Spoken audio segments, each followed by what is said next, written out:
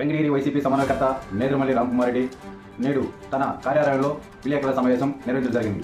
ఈ సందర్భంగా ఆయన మాట్లాడుతూ వెంకటగిరి నియోజకవర్గంలో కూటమి ప్రభుత్వం కొత్త సంస్కృతికి నాంది పలుకుతుందని ఆయన ఆవేదన వ్యక్తం చేశారు. గతంలో ఎన్నడూ లేని విధంగా వైసీపీ కార్యకర్తలపై అక్రమ కేసులు, నిర్బంధన వంటివి ఈ 6 నెలల్లో చాలా ఎక్కువయ్యాయి.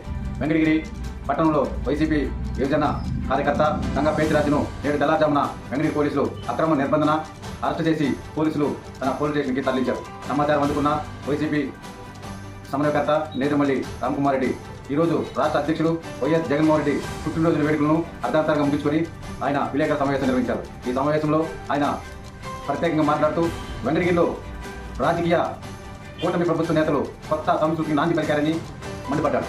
రానున్న రోజుల్లో వైసీపీ నాయకులకు, కార్యకర్తలకు ప్రజల కోసం నీతోనే వింటూ తమ సమస్యలు పరిష్కరిస్తానని